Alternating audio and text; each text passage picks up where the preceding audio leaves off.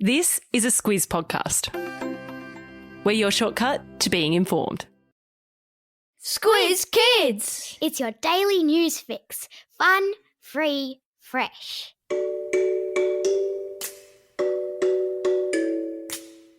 Hello and welcome to Squiz Kids Today, your fresh take on what's happening in the world around you. I'm Bryce Corbett. It's Wednesday, September 8. In Squiz Kids Today, return of the hairy-nosed wombat, the human who thinks he's a hobbit, teens rule at the US Open, and Ripper the talking duck.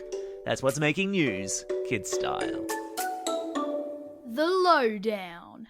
They're back! The northern hairy-nosed wombat, that snuffling, flat-nosed, nocturnal, burrow-dwelling native animal, which 50 years ago was on the brink of extinction, has roared back to life, with conservationists yesterday declaring its numbers in the wild were heading back to healthy levels. As Australia marked National Threatened Species Day yesterday, the good news coming out of hairy-nosed Wombat Corner was cause for celebration among a dedicated group of Queensland scientists who have been coaxing the marsupial back into the land of the living. 50 years ago, there were only about 35 hairy-nosed wombats in the wild. Today, thanks to a carefully planned conservation program, their numbers have risen to about 300. And while there's still a way to go before they're taken off the endangered species list, it's a great start. For the past 30 years, the Epping Forest National Park in central western Queensland has been a designated hairy-nosed wombat habitat, fenced off from predators, including wild dogs, and a space where the hairy-nosed wombat, who loves to dig burrows, can dig to his or her heart's content. I stuck a link in today's episode notes to a news story about the northern hairy-nosed wombat, which very happily features photos of the critter. Be warned though, once you see those photos, you'll fall in love.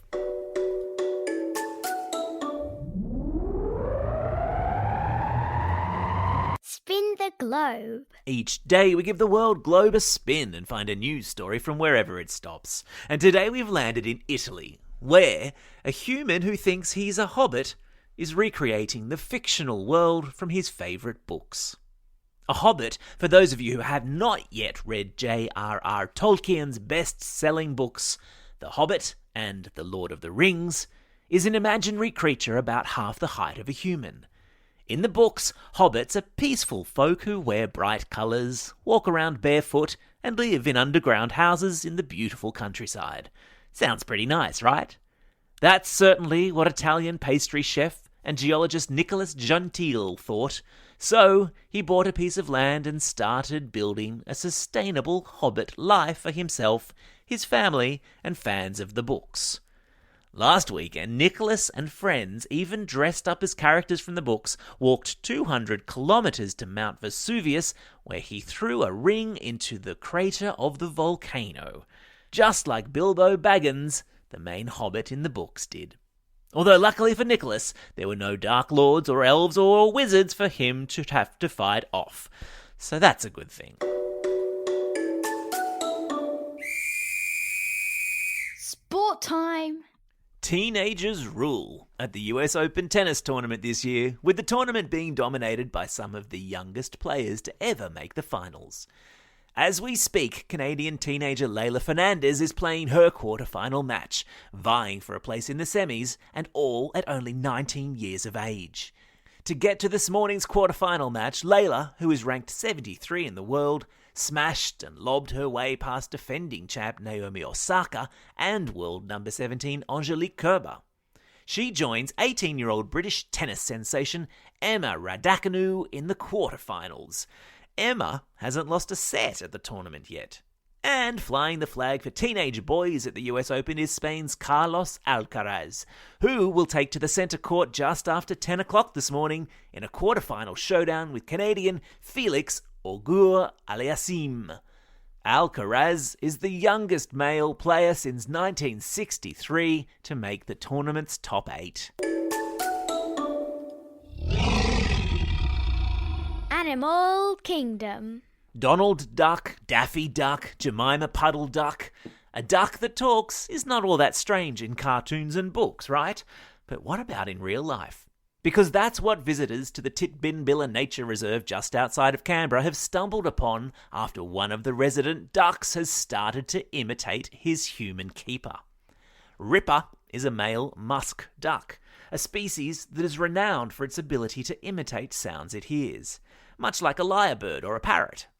Scientists studying musk ducks have been monitoring Ripper for a few months and were astonished to hear him repeatedly exclaim, "You bloody fool," a phrase they believe he picked up from his caretaker. Ripper is apparently also very good at imitating the sound of car doors closing. I've stuck a link in today's episode notes to a recording of Ripper letting rip with some fruity human language, with the obvious warning that the language might be a little strong for some kids. Q&A call-out. Here's a question for you. What does a pavlova, a kebab, a mullet fish, and a baby all have in common?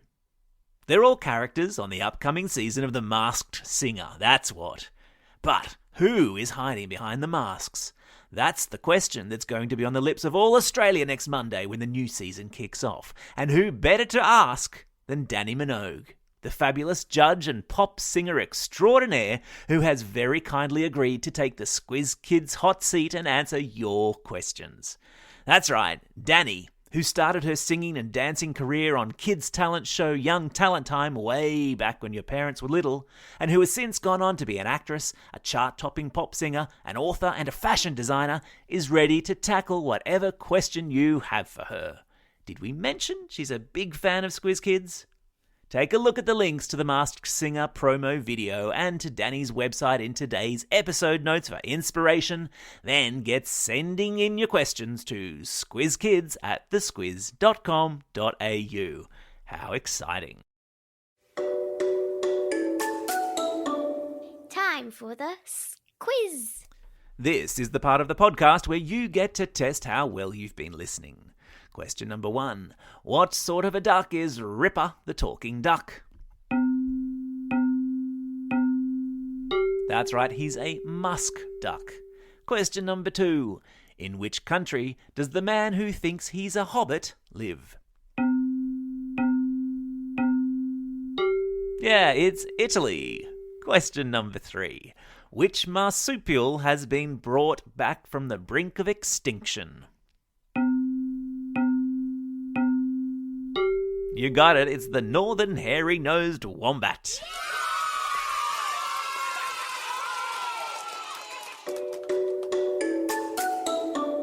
Shout-outs.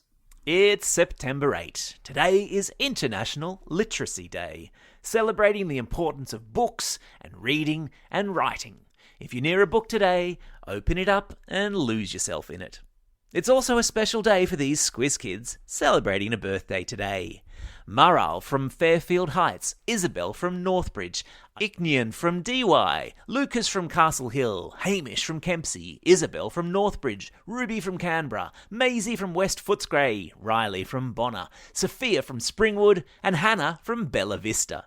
And some belated birthday shout-outs go to Phoenix from Munopara, Eli from Springwood, and Tennyson, who lives in Tennyson. Plus, because our friends in Victoria, Canberra and New South Wales are in lockdown, we're sending out home learning herograms. A herogram goes to Class 4JK and their teachers Mrs. Judd and Mrs. Klein at Mount View Primary School in Glen Waverley. Maya in Class 2KW at the Miles Franklin Primary School in Canberra sends a herogram to her teacher, Ms. Witherden, and says thank you for making all the video calls so much fun. And Hannah from Class KCS at the same school sends a herogram to her teacher, Ms. Stewart. A shout-out goes to Arabella, Frankie and Oscar from Kambala Girls' School in Vaucluse, who are very dedicated to their homeschooling programs, and also thank you to their teachers, Mrs. McLeod and Miss Spork. And final home learning herogram to the wonderful Mrs. Cale at Hornsby North Public School, who is keeping everything fun and interesting during lockdown from all of your Year 4 students. Plus a classroom shout-out to 6N at the Springfield Anglican College in Queensland, who fortunately are not in lockdown. Don't forget, if you've got a birthday coming up and you want a shout-out, or if you're after a classroom shout-out or you'd like to send a home learning herogram, drop us a line at squizkids@thesquiz.com.au. Well, that's all we have time for. Thanks for listening to Squiz Kids today. We'll be back again tomorrow.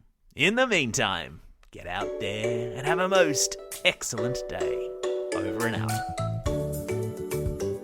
Squiz Kids is proudly supported by the Judith Neilson Institute for Journalism and Ideas.